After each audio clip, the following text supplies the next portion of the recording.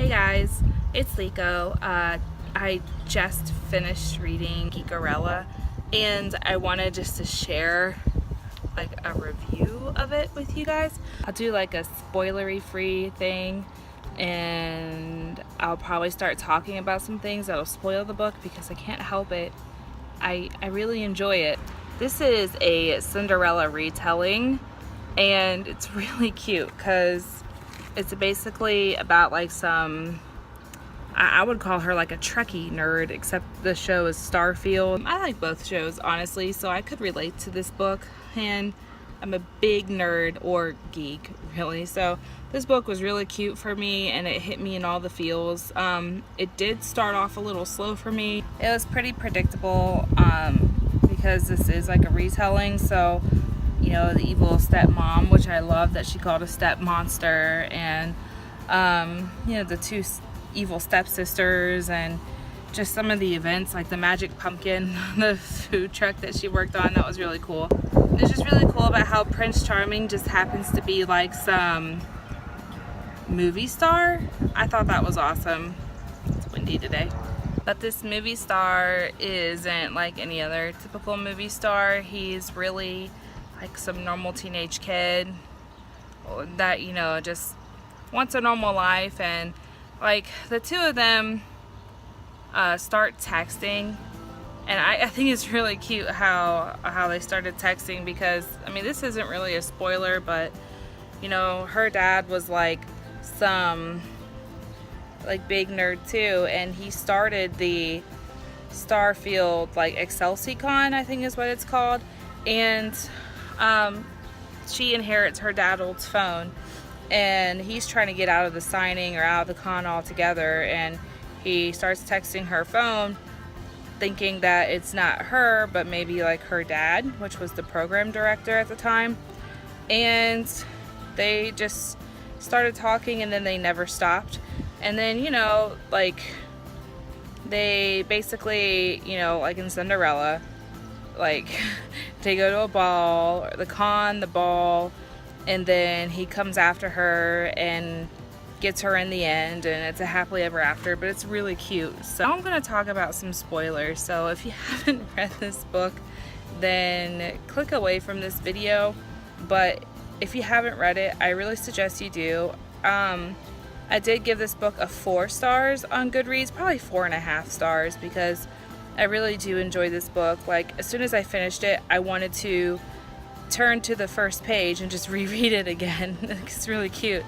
But being that it did start off a little slow for me in the beginning, and it was just a teeny bit predictable, I gave it 4.5 stars because of that. But the fact that I could just want to reread it right after I finished it, just, it's a good book. I don't normally reread books. I only reread like Harry Potter. I'll probably reread like Game of Thrones, maybe, when I'm older. But Twilight, I read Twilight all the time, but like not right after I finish it. I think Twilight was the only one I wanted to read right after I finished it. Twilight and Harry Potter, maybe. But anyway, I'm going off subject. But yeah, spoilery time. Got about halfway through, and then I couldn't put it down. It took me about a few days to get halfway through the book, and then once I reached the halfway point and I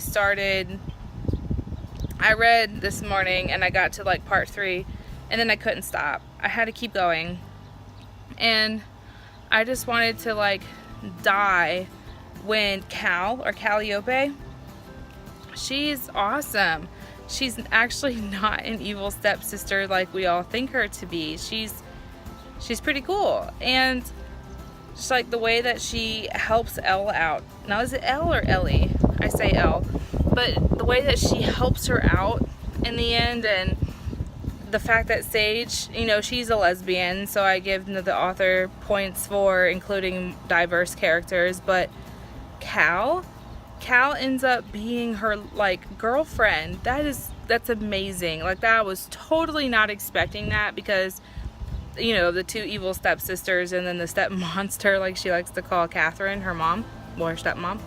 But I almost cried there. I cried when he didn't break up with her, but Brian broke up with her in a text, like that guy Brian. What you guys think of that?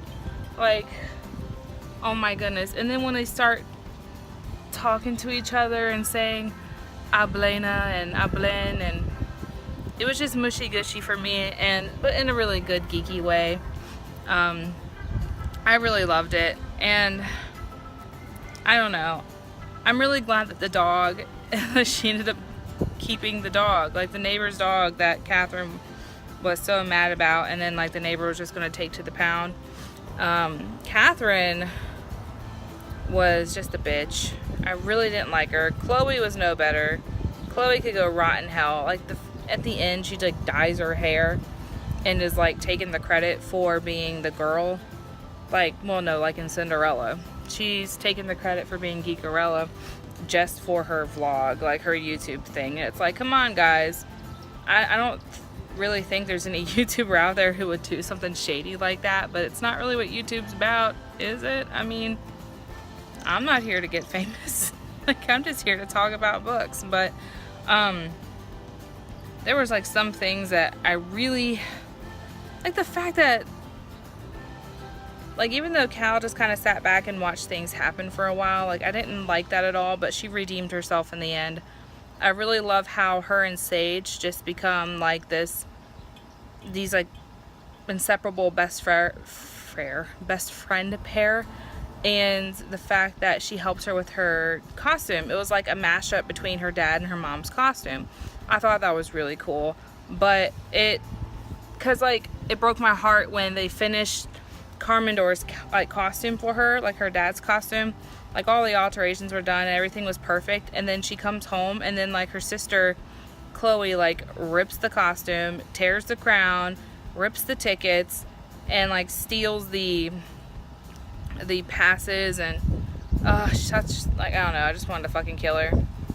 I wanted to kill her. And then yeah, like the stepmom treats her like a slave too the whole time. And then she was just like, I try to love you, I just don't want you to be exactly like your father. Like, she said so much bad crap about her father that I was just like, then why did you even marry him? Did you marry him because he had a lot of money?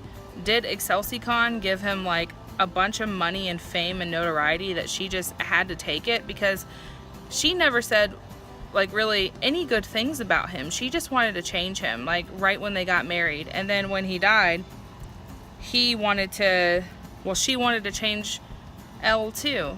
And I don't believe a thing she says. Like, I don't think she cared about Elle at all. I don't think she like really gave a crap. I think she felt like she legally had to take care of her and that was it. And then when she turned 18, Elle was just like, yeah, fuck you, bitch, I'm just gonna go live with Sage now. And she just packs up her shit and goes because Catherine's just selling her house anyway. The part that really bothered me was, how can Catherine sell the house that they're in when it belongs to Elle? Like, her dad gave it to her in his will, but even though she wasn't of age, like, Catherine was taking care of it, but, or like, I guess owning it until she was 18. But doesn't that, she can't sell it though, can she? Because it does technically belong to her, like Elle, Danielle. Like, legally there's got to be some way where she couldn't sell it, right? Like, wouldn't Elle have to sign off on it or something? I don't know. That part just bothered me. I was thinking about it. I was even thinking about contacting my friend who's a lawyer and just like, hey, can this actually happen? But I don't know. The fact that she just kind of like left and then she moved across country to be with Darian anyways, I don't know. I think that was a good move for her because, like, clearly Catherine didn't care about her because Catherine never like followed up, because after she turned 18 she just bounced and left, and then she never heard from Catherine again. And so it's just like, yeah, I was right, she never gave a crap. So all that crap she said was, I tried to love you, you just make it hard, blah blah blah. Like, she didn't give a shit. She really didn't give a shit. And I mean, I feel bad that the house was being sold and stuff, but she got to go across country to, you know, be Darian's girlfriend. like at the end it became like a public thing, and he did it in front of paparazzi and stuff, and I thought that was just so sweet. But yeah, I don't want to like go too long with this review because I just don't want this to be a really long video, but I loved this book. This book was great, and I really think you all, like, I know at this point of the video it should just be people who have read the book so we can talk about it together. So I want to know what you all think about it, and if you liked it or if you didn't like it, what parts you did or didn't like. If you like this video, then leave me a thumbs up, and don't forget to subscribe to my channel so you don't miss any more videos from me. I'll see you all in the next video.